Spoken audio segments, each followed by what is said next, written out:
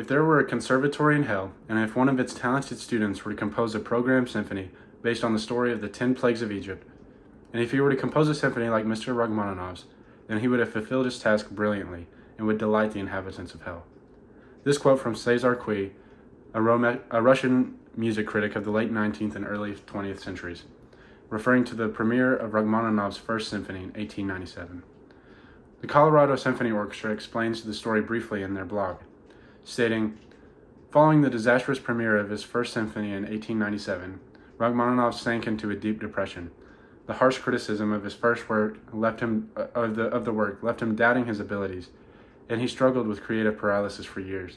It was only after intensive sessions with psychologist and hypnotist Dr. Nikolai Dahl that he regained his confidence. Under Dahl's guidance, Rachmaninoff began to heal, and by 1900, found himself inspired to write again.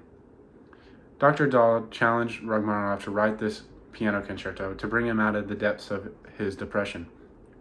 As it was written in the program notes of the St. Louis Symphony Orchestra, the premiere of this concerto ushered in Rachmaninoff's most productive period. In the next 15 years, he would write many of his most beloved works. As you listen to this piece, you may hear the influence of Rachmaninoff's music on his life, or of Rachmaninoff's life on his music. The very first time I heard this piece, many years ago, it instantly became my favorite piece of classical music. And in years since, no matter what new music I've discovered, this has always remained my most favorite piece of music. I'm going to show you why Rachmaninoff's Concerto No. 2 is so amazing, and why you need to listen to it, focusing on his melodies, how they move and how they transform. I hope to give you a better understanding of his genius. Let me first explain the basics of this concerto. This concerto follows a typical 3-movement layout, totaling in about 30 or 35 minutes of music. The first movement is in moderato, or a medium tempo, the second in adagio, or a slow tempo, and the third in allegro scherzando, or a fast, dance-like tempo. This is all pretty standard for a concerto, but as you get into the piece, certain elements begin to pop, and you begin to understand why this is perhaps the best concerto ever written. Let's start by talking about the motion in Rachmaninoff's melodies. This concerto is so uniquely melodic. Rachmaninoff is able to generate heart-wrenching phrases that defy typical concerto appeal. As Shin Roksu of Southwest University in China explains one particular melody, the second subject of the first movement is a wistful, dignified, and chant-like melody, which does not aim for virtuosic display, but for a heartfelt passion. Usually, a concerto is meant to play show-offish in the first movement, to impress the audience with the abilities of the composer and the performer. But Rachmaninoff's composition swells with emotion rather than technicality. How does the motion in these melodies create this feeling? The excerpt you see here is the same one described by Roksu, the second theme of the first movement. It's made up, it can be broken up into 3 different distinct motifs, including this first one that rises, this second ornamental turn, and then this third chromatic descent. If you allow the melody to continue, you'll see a continuation of that chromatic descent with another resolution, and then 2 variations of that first motif. This all together is the full melody. The first theme of the second movement. Second theme of the first movement.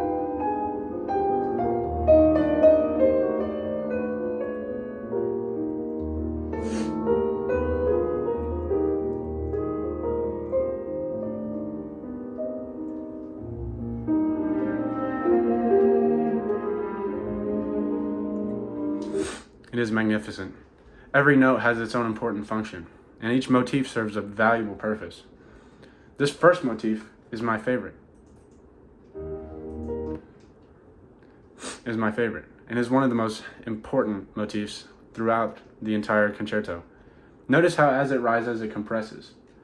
It starts with a leap of 5 half steps, and then just 2, and then 2 again, and then just 1 half step increase. This motion feels so yearnful, like we're reaching out for something that is just out of reach. And then when you put it back into context, it's truly beautiful.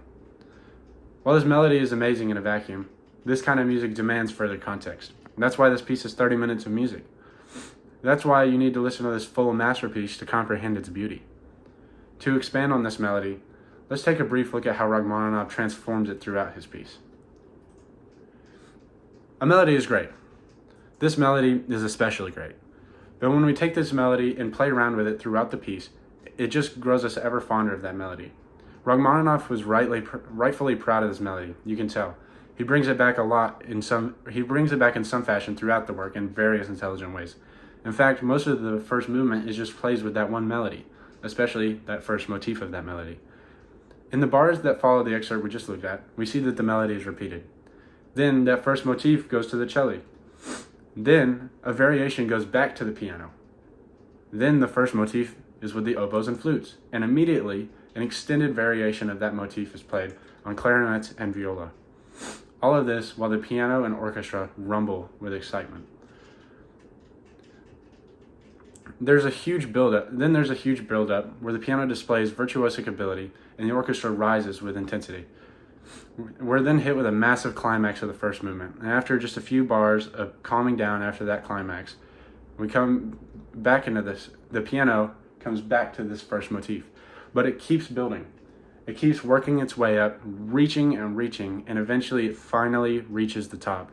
It finally meets that peak of the mountain that we've been looking for this whole time. You need to really listen to this piece to understand, to feel it. To listen to this piece is to feel how Rachmaninoff once felt when he rose from the darkest era of his life into his golden age. Sergei isn't done with his melody yet. It comes back just a bit later on a solo French horn, perhaps its most beautiful variation in the entire piece.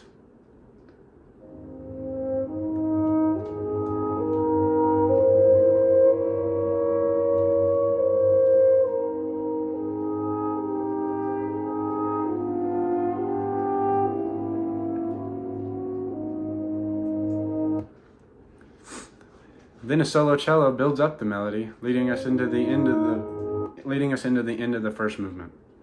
This melody doesn't even just stay in this movement.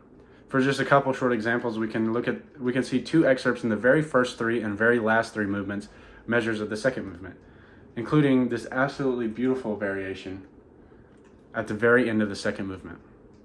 Then in the third movement, the motifs of that melody are then woven right into one of the main melodies of the third movement. These are just a couple of variations of this melody from the first movement.